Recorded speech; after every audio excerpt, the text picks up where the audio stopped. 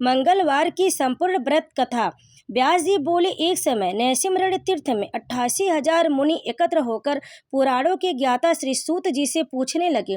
शौनक आदि ऋषि बोले, हे महामुनि, आपने अनेक पुराणों की कथा सुनाई है। आप कृपा करके ऐसा व्रत और कथा बतावें जिसके करने से संतान की प्राप्ति हो तथा मनुष्यों को रोग, शोक, अग्नि, सर्प आदि का भय न हो, क्योंकि कलयुग में जीवों की आयु कम है। फिर इस पर भी उन्हें रोग आदि घेरे रहेंगे तो श्री हरि का ध्यान कैसे कर सकेंगे। श्री सूत जी बोले, हे मुनियों, तुमने बहुत ही सुंदर कथा पूछी है।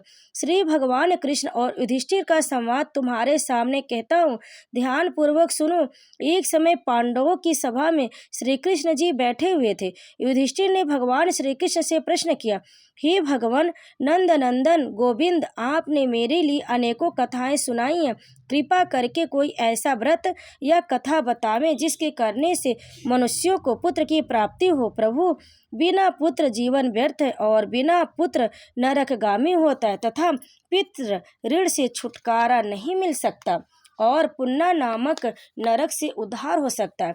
अतः पुत्रदायक व्रत बतावें। श्री कृष्ण भगवान बोले, हे राजन, मैं एक प्राचीन इतिहास सुनाता हूँ, ध्यान पूर्वक सुनो।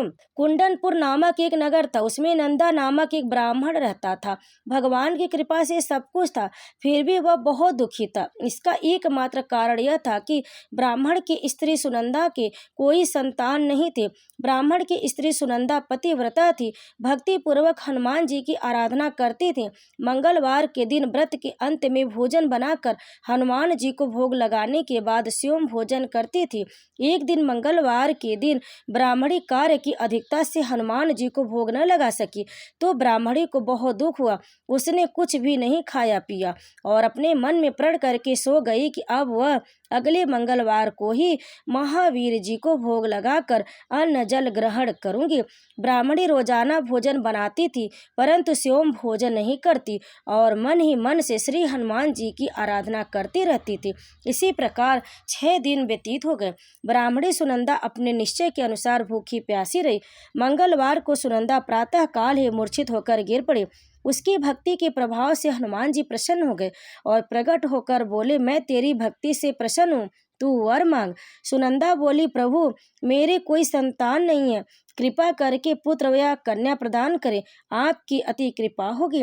श्री महावीर जी बोले, तेरी इच्छा पूर्ण होगी, तेरी एक कन्या पैदा होगी और उसके अष्टांग रोज सोना दिया करेंगे। इस प्रकार से कहकर श्री महावीर जी अंतर्ध्यान हो गए। ब्राह्मणी बहुत प्रसन्न हुई, सभी समाचार अपने पति से कहा। ब्राह्मण देव कन्या का वरदान सुनकर कुछ दुखी हुए परंतु सोने की बात सुनी तो बहुत प्रसन्न हुए। विचार किया, कन्या के साथ मेरी निर्धनता भी समाप्त हो जाएगी। श्री महावीर जी की कृपा से वह ब्राह्मणी गर्भवती हुई और 10वें महीने में जाकर उसे कन्या रूपी रत्न प्राप्त हुआ। वह बालिका अपने पिता के घर में जिस प्रकार शुक्ल पक्ष का चंद्रमा बढ़ता है, ठीक उसी प्रकार वह अपने पिता के घर में नित्य बढ़ने लगी। 10वें दिन ब्राह्मण ने एक बालिका का नामकरण संस्कार कराया और इसके कुल पुरोहित ने इस बालिका का नाम रत्नबाला रखा, क्योंकि यह कन्या रोज सोना दिया करती थी। इस कन्या ने पूर्व जन्म में बड़े ही विधि विधान पूर्वक मंगल देव का व्रत किया था। रत्नबाला का अष्टांग बहुत सा सोना देता था। इस सोने से वह ब्राह्मण बहुत ही धनवान हो गया, जिससे उस नंदा ब्राह्मण को बहुत ही मद तथा अभिमान हो गया।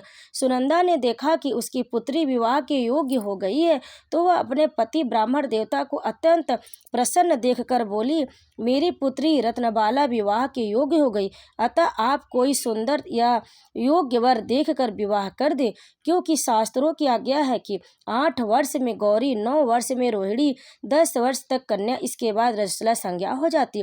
गौरी के दान से पाताल लोक की प्राप्ति होती, रोहिणी के दान से वैकुंठ की प्राप्ति होती, कन्या के दान से इस लोक में सुखों की प्राप्ति होती। अगर हे पतिदेव रजस्वला का दान किया जाता है तो रौरव नामक नरक की प्राप्ति होती। ब्राह्मण बोला, अभी तो रत्नबाला 10 वर्ष की है और देख मैंने तो 16-16 साल की कन्याओं के विवाह कराए, अभी जल्दी ही क्या है। ब्राह्मणी बोली, आपको तो लोभ अधिक हो गया। अगर 11वें वर्ष में विवाह नहीं होता तो उसके मासिक धर्म का रक्त पिता और भ्राता को चढ़ता है। शास्त्र में कहा गया है कि माता पिता बड़ा भाई रजस्वला कन्या को देखते हैं तो वह अवश्य ही नरकगामी होते हैं।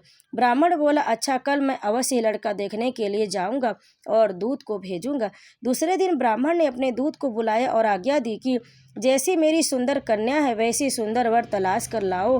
दूत ने अपने स्वामी की आज्ञा पाकर बंबई नगर में एक सुंदर ब्राह्मण के बालक को देखा। बालक देखने में सुंदर था तथा ब्राह्मणों के सभी गुण इस बालक में मौजूद थे। इस बालक का नाम सोमेश्वर था। दूत ने आकर स्वामी नंदा को रत्नबाला के लिए सुयोग्य वर बतलाया। ब्राह्मण ने सोमेश्वर को देखकर विधि पूर्वक विवाह कर दिया तथा कन्यादान में काफी धन दिया। ब्राह्मण ने विधि पूर्वक कन्यादान कर अपने को बहुत भाग्यशाली माना। नंदा को महालोभ हो गया। उसने विचार किया कि अब कन्या तो चली जाएगी, मेरे लिए सोना इस कन्या से जो मिलता था वह अब नहीं मिलेगा। जो पास में धन था वह इस शादी में खर्च हो गया और जो कुछ भी है वह कुछ समय में नष्ट हो जाएगा। इससे इस कन्या का विवाह करके मैंने बहुत गलती की। अब मुझे वही उपाय करना चाहिए जिससे यह कन्या मेरे घर में बनी रहे, अपनी ससुराल न जावे। ब्राह्मण इसी पर विचार करते करते रात्रि भर सोया तक नहीं। उसने विचार किया कि जब कन्या को लेकर सोमेश्वर अपने घर के लिए जाएगा तो वह छिपकर मार्ग में उसका वध कर देगा और अपनी कन्या रत्नबाला को अपने घर ले जाएगा, जिससे उसके लिए नियमित रूप से सोना मिलता रहे। वह समाज का कोई मनुष्य उसे दोष नहीं दे सकेगा। प्रातः काल हुआ। नंदा और सुनंदा ने जमाई तथा लड़की को खूब धन देकर विदा किया। सोमेश्वर अपनी पत्नी रत्नबाला को ससुराल से अपने घर लेकर चल दिया। ब्राह्मण नंदा महालोभ के वशीभूत होकर मार्ग में छिपा हुआ था कि जमाई को मारकर रत्नबाला को फिर अपने घर ले जावे, जिससे उसे अष्टांग सोना मिलता रहे, वह कभी निर्धन न हो जावे। नंदा ने अवसर पाकर सोमेश्वर का वध कर दिया और अपनी लड़की रत्नबाला के पास जाकर बोला कि हे पुत्री, मार्ग में लुटेरों ने तेरे पति का वध कर दिया है। अब तू घर चल, वहां पर ही रहकर अपना शेष जीवन व्यतीत करना। भगवान की इच्छा के आगे किसी का कोई वश नहीं चलता। उसे जो अच्छा लगता है वही करता और बेटी जो भाग्य में लिखा वही होगा। इसमें किसी का कोई वश नहीं है। अपने पिता के द्वारा अपने पति की मृत्यु का समाचार सुनकर रत्नबाला बहुत दुखी हुई और अनेक प्रकार से रुदन करने लगी और अपने पिता से बोली, हे पिताजी, इस संसार में जिस स्त्री का पति नहीं है उस स्त्री का जीना व्यर्थ है। मैं अपने पति के साथ ही अपने शरीर को जला दूंगी और सती होकर अपने इस जन्म को और अपने माता पिता के नाम को तथा सास ससुर के यश को सार्थक करूंगी। मैं अब लौटकर घर नहीं जाऊंगी। अपनी कन्या रत्नबाला के वाक्यों को सुनकर ब्राह्मण बहुत दुखी हुआ। विचार करने लगा, मैंने व्यर्थ में ही इसका वध किया, क्योंकि रत्नबाला इसके पीछे अपने प्राण तक देने को तैयार है। मेरे लिए यह धन अप्राप्त होगा ही नहीं। मेरा तो दोनों तरफ से मरण हो गया। और यह सोचकर बहुत ही रोने लगा। सोमेश्वर की चिता बनाई गई। सोमेश्वर की स्त्री रत्नबाला सती होने की इच्छा से अपने पति के सिर को अपनी गोद में रखकर चिता पर बैठ गई। जैसे ही अग्नि लगाई वैसे ही मंगलदेव प्रसन्न हो गए और बोले, हे रत्नबाला, मैं तेरी पति भक्ति से प्रसन्न हूँ, तू वर मांग। रत्नबाला ने अपने पति देव का जीवन दान मांगा। मंगलदेव बोले, रत्नबाला, तेरा पति अजर अमर और महाविद्वान हो जाएगा, और भी जो कुछ तेरी इच्छा हो वर मांग। रत्नबाला बोली, हे ग्रहों के स्वामी, यदि आप मुझ पर प्रसन्न हैं तो मुझे यह वर दीजिए कि जो आपका मंगलवार के दिन प्रातः काल लाल पुष्प लाल चंदन से पूजन कर आपका स्मरण करे, उसको रोग और व्याधि कभी न हो, उसका स्वजनों से कभी भी वियोग न हो और सर्प अग्नि तथा शत्रुओं का भय न रहे। जो स्त्री मंगलवार का व्रत करे वह कभी विधवा न हो, अनेक पुत्र और पौत्रों की प्राप्ति हो। मंगलदेव तथास्तु कहकर अंतर्ध्यान हो गए। सोमेश्वर मंगलदेव की कृपा से जीवित हो गया।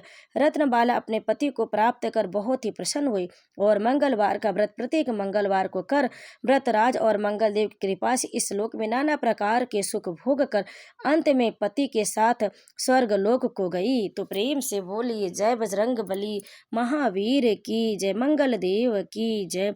भक्तों, कथा को अंत तक श्रवण करने के लिए आप सभी भक्तों का बहुत बहुत धन्यवाद। अगर आपको मंगलवार की यह कथा पसंद आई तो वीडियो को लाइक जरूर करें, शेयर करें और कमेंट में जय श्री राम जरूर लिखें और हमारे चैनल को सब्सक्राइब कर ले। आप सभी भक्तों पर बजरंग बली की कृपा सदैव बनी रहे। भक्तों, आपको हमारे चैनल पर प्रतिदिन नई नई कथाएं मिलेंगी। तो जिससे आप हमारे चैनल को सब्सक्राइब जरूर कर ले, ताकि आप प्रतिदिन नई नई कथाओं का श्रवण करें, व्रत कथाओं का श्रवण करें और पूजा पाठ से जुड़ी हुई जानकारी भी प्राप्त कर सके। तो इसीलिए भक्तों, आप हमारे चैनल को सब्सक्राइब जरूर कर ले। वीडियो पसंद आए तो लाइक जरूर करें। कथा को अंत तक श्रवण करने के लिए आप सभी भक्तों का बहुत बहुत धन्यवाद। तो प्रेम से बोलिए जय श्री राम, जय बजरंगबली।